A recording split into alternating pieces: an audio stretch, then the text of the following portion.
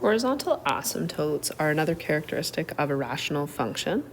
If you have a constant on the top in the numerator and a polynomial in the bottom, you then have a horizontal asymptote at y equals 0. If you have a polynomial on the top in the numerator and as well as in the denominator, then you can have a horizontal asymptote other than y equals 0. So really what we are doing is we're trying to see as what happens as x gets really, really large and what happens as x gets really, really small. And this is also known as the large number test. And so if you have a function that is of the form, I'm going to say ax plus b over cx plus d, and really it doesn't matter how many terms there are after this original x. It's that these two degrees need to be the same. They have to be equal. So it could be x squared over x squared. It could be x cubed over x cubed. Then our horizontal asymptote is going to be y equals the a value over the c value, or the coefficient of the highest degree on top over the coefficient of the equivalent degree on the bottom. So I'll show you why that's true in this first one by taking the limit as x goes to infinity. And then the other ones will use more of the abbreviated method here. So if I'm going to take the limit as x goes to infinity, what I'm saying is I want to know what happens to the function as x gets really, really, really large.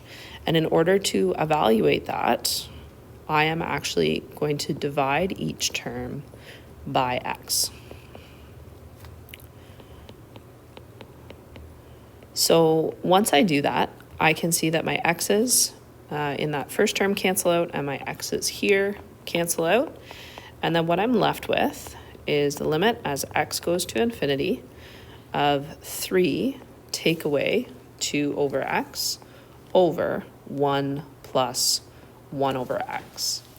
So what I can see is that as x gets really, really large, this second term right here is going to have a denominator that gets very, very large. 2 divided by a large number is going to be really close to 0. And the same thing is also true on the bottom. This term is also going to approach 0. So what that means is once I substitute in a really large number for x, my function is going to approach a value of 3. And then I'm going to conclude that my horizontal asymptote is y equals 3. You can always use the shortcut of the coefficient in front of the highest degree term on the top over the coefficient of the highest degree term on the bottom at this point in the course. The important thing is that the degree has to be the same on the top and on the bottom. If I want to test the end behaviors, I want to know what my function does around my asymptote as x approaches infinity. And so I'm going to do a large number test. So I'm going to test 10,000. That's a big number. So then I'm going to take a look at what happens when my function goes to 10,000. And I'm going to substitute in 10,000 to my original function. So I've got 30,000 minus 2 over 10,000 plus 1. And so if I evaluate that, I'm going to get 2.9995. The important thing that I'm looking at is that this is a number that is very, very close to 3, which is my horizontal asymptote, but it is below. So I say that as x goes to infinity, y approaches 3, my horizontal asymptote, from below. I'm going to do the same thing in the other direction. As x approaches minus infinity, I'm going to sub in minus 10,000. And then I'm going to evaluate my function at minus 10,000. And when I do that, I'm going to get positive 3.0005. That is a number that is also very close to 3, but it is above. So I'm approaching 3 from above. Let's take a look at another example. So we'll do this one here. So the first thing that I'm going to do is I'm going to rewrite my function so that my x terms are directly over top of each other. So I've got minus x, the minus sign is important. I'm going to put that in front of the x, and then I'm going to add it here. And then I'm going to find my horizontal asymptote by doing the coefficient of the top, so 1/4 over the coefficient of the x on the bottom, which is equal to minus 1/4 is where my horizontal asymptote would be. And then I'm going to perform my large number test. So as x approaches infinity, I'm going to substitute in 10,000 again. 1,000 is sufficiently large enough. I just like the number 10,000. When I substitute that into my function, I am going to get out a very small number. So I'm going to sub in positive 10,000 to my function. This is going to give me minus 0.250175. I'll do the other one first, and then we'll talk about what they mean.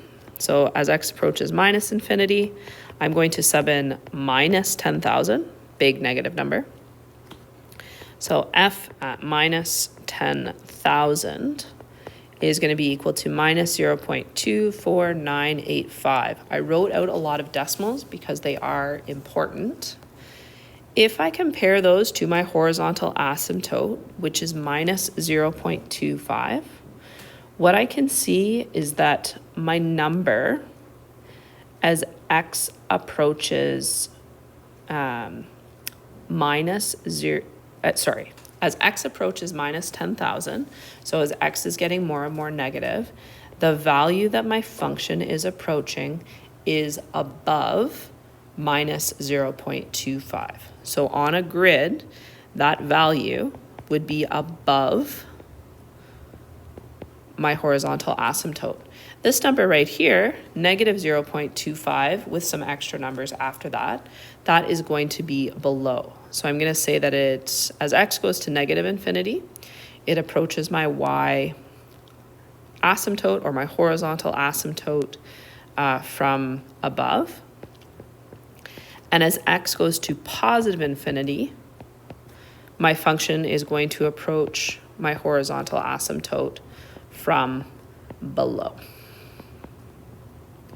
And those are two examples of how to find the horizontal asymptote and how to test the end behaviors around the horizontal asymptote.